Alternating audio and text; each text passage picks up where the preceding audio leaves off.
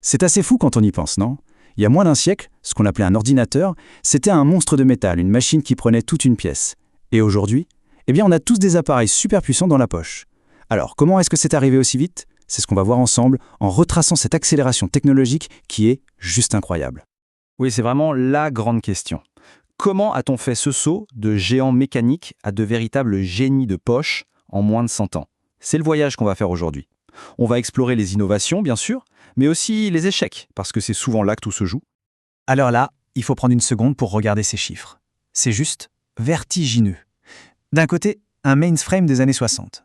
On parle de 98 malheureux kilobytes de mémoire vive pour un coût de plus de 4,7 millions d'euros si on ajuste à aujourd'hui. Et de l'autre, un smartphone, avec des gigabytes de RAM, des milliers de fois plus de mémoire, pour moins de 1000 euros. Franchement, c'est sans doute l'une des évolutions technologiques les plus folles de toute l'histoire humaine. Ok, mais alors, pour comprendre comment on en est arrivé là, il faut remonter le temps. Et bien avant l'électronique en fait. Tout a commencé avec un problème très concret. Une sorte de crise de la donnée qui a servi d'étincelle. 8 ans. Non, ce n'est pas une blague. 8 longues années, juste pour compter la population américaine lors du recensement de 1880. Le truc était devenu tellement lent qu'on avait peur de devoir lancer le recensement suivant avant même d'avoir les résultats du précédent. C'était un cauchemar logistique. Il fallait trouver une solution et vite. Et cette solution, elle n'est pas venue de l'électronique, pas du tout. Elle est venue de la bonne vieille mécanique. C'est là qu'un certain Hermann Hollerith, un vrai visionnaire, a mis au point ce qu'on pourrait appeler le tout premier Excel mécanique. Et ça a absolument tout changé. Le cœur de son système, c'est cet objet, la carte perforée.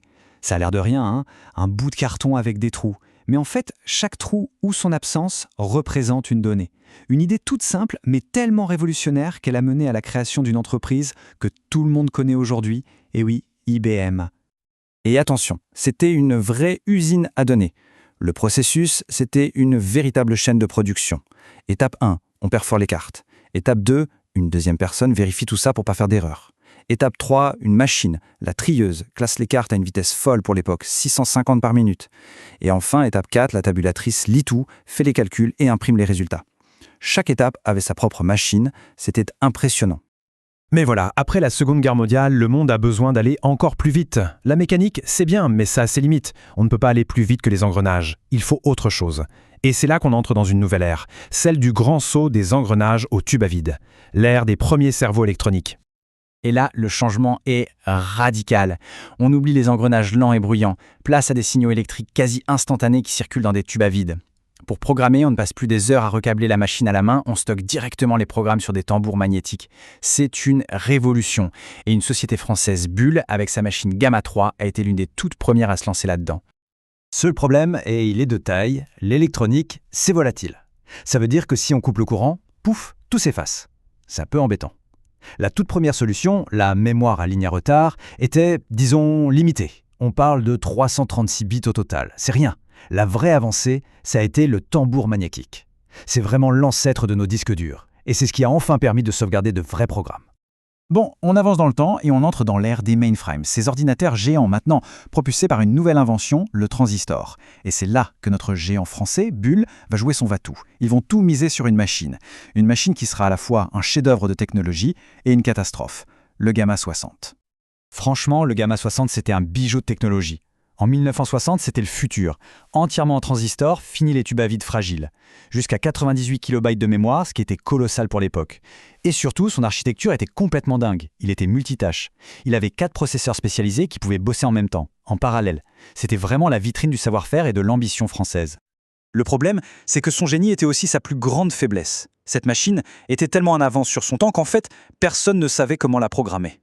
Il n'y avait pas encore de langages informatiques assez évolués, comme Fortran, pour tirer parti de sa puissance. Résultat, elle était trop complexe, beaucoup trop chère, elle était conçue pour un futur qui n'existait pas encore. Ça a été un échec commercial terrible qui a failli couler Bull. Et pendant que Bull s'épuisait à construire des cathédrales de technologie, le marché, lui, était en train de changer complètement de direction. C'est la miniaturisation qui a pris le dessus. Et ce sont des machines beaucoup plus petites, plus simples, plus agiles, qui ont finalement gagné la course. Cette chronologie, elle montre bien à quel point tout s'est accéléré. Années 50, les mainframes, grands comme des salles entières. 10 ans plus tard, années 60, les mini-ordinateurs, de la taille d'un gros frigo. Encore 10 ans, années 70, le micro-ordinateur, qui tient sur un bureau. En 20 ans, l'informatique est sortie des sous-sols des grandes banques pour arriver dans les labos, les universités et se préparer à entrer dans nos maisons. Et d'ailleurs, même si Bull a eu des difficultés, la France a joué un rôle super important dans cette nouvelle ère. Un rôle qu'on oublie souvent. C'est un mini-ordinateur français, le Mitra 15, qui a été utilisé pour construire le réseau Cyclade. C'était un projet de recherche qui a développé des concepts techniques qui ont été ensuite essentiels pour la création d'Internet. Eh oui!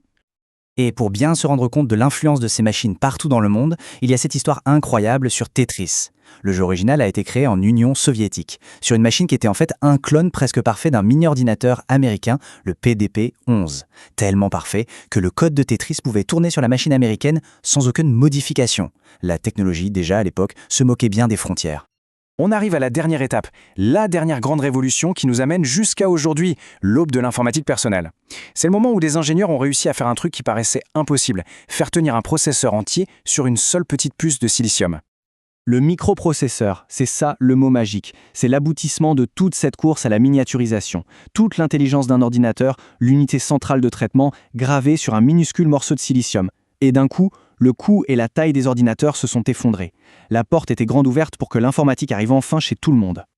Et à partir de là, c'est une véritable explosion. Un marché complètement fou qui naît de nulle part.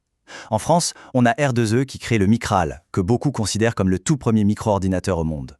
On a Goupil qui fabrique des machines déjà pensées pour être mises en réseau. Et puis, évidemment, il y a les noms légendaires que tout le monde connaît. Commodore, Apple, Amiga. Eux, ils ont défini ce que serait l'ordinateur personnel pour des millions et des millions de gens. Alors voilà, des engrenages au silicium, le tout en à peine une vie humaine. Le chemin parcouru est juste dingue. Tout notre monde moderne, au fond, repose sur cette minuscule puce de silicium, ce qui amène forcément une question pour la suite. Quel sera le matériau qui va définir le prochain grand saut, celui qui, une fois de plus, changera complètement la donne ?